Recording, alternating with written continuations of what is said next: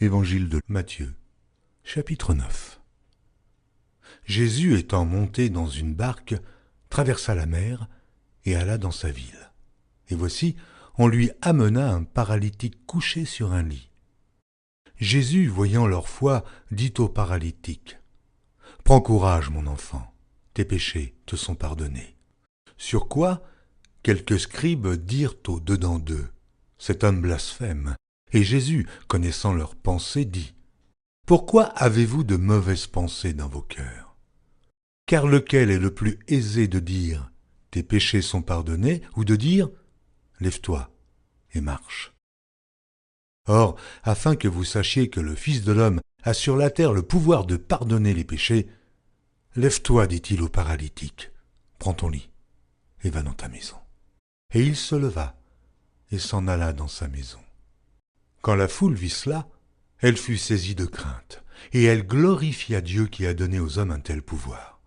De là, étant allé plus loin, Jésus vit un homme assis au lieu des péages qui s'appelait Matthieu. Il lui dit, « Suis-moi. » Cet homme se leva et le suivit. Comme Jésus était à table dans la maison, voici, beaucoup de publicains et de gens de mauvaise vie vinrent se mettre à table avec lui et avec ses disciples. Les pharisiens virent cela, et ils dirent à ses disciples, « Pourquoi votre maître mange-t-il avec les publicains et les gens de mauvaise vie ?» Ce que Jésus ayant entendu, il dit, « Ce ne sont pas ceux qui se portent bien qui ont besoin de médecins, mais les malades.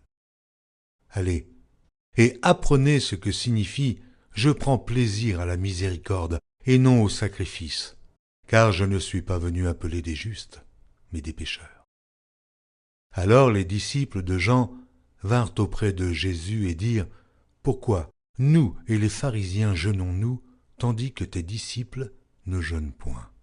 Jésus leur répondit, « Les amis de l'époux peuvent-ils s'affliger pendant que l'époux est avec eux ?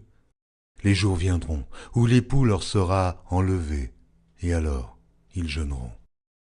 Personne ne met une pièce de drap neuf à un vieil habit, car elle emporterait une partie de l'habit, et la déchirure serait pire.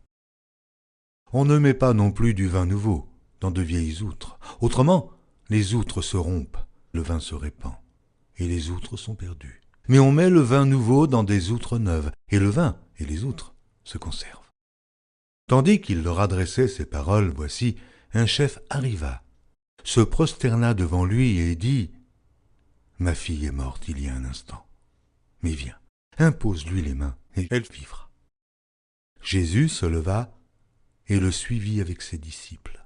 Et voici, une femme atteinte d'une perte de sang depuis 12 ans s'approcha par derrière et toucha le bord de son vêtement.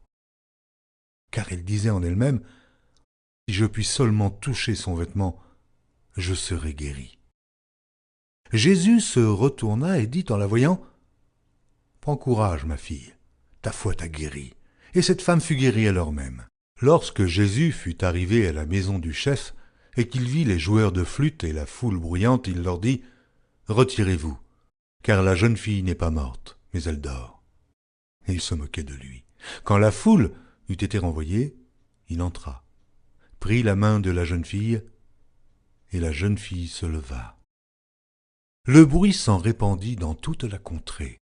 Étant parti de là, Jésus fut suivi par 2 aveugles qui criaient, « Aie pitié de nous, fils de David !» Lorsqu'il fut arrivé à la maison, les aveugles s'approchèrent de lui et Jésus leur dit, « Croyez-vous que je puisse faire cela ?» « Oui, Seigneur, lui répondirent-ils. Alors il leur toucha les yeux en disant, « Qu'il vous soit fait selon votre foi. » Et leurs yeux s'ouvrirent. Jésus leur fit cette recommandation sévère, « Prenez garde, que personne ne le sache. » Mais dès qu'ils furent sortis, ils répandirent sa renommée dans tout le pays. Comme ils s'en allaient, voici, on amena à Jésus un démoniaque muet. Le démon ayant été chassé, le muet parla. Et la foule étonnée disait, « Jamais pareille chose ne s'est vue en Israël. » Mais les pharisiens dirent, « C'est par le prince des démons qu'il chasse les démons. » Jésus parcourait toutes les villes et les villages, enseignant dans les synagogues, prêchant la bonne nouvelle du royaume et guérissant toute maladie et toute infirmité. Voyant la foule, il fut ému de compassion pour elle, parce qu'elle était languissante et abattue, comme des brebis qui n'ont point de berger. Alors il dit à ses disciples, « La moisson est grande, mais il y a peu d'ouvriers. Priez donc le maître de la moisson d'envoyer des ouvriers dans sa moisson. »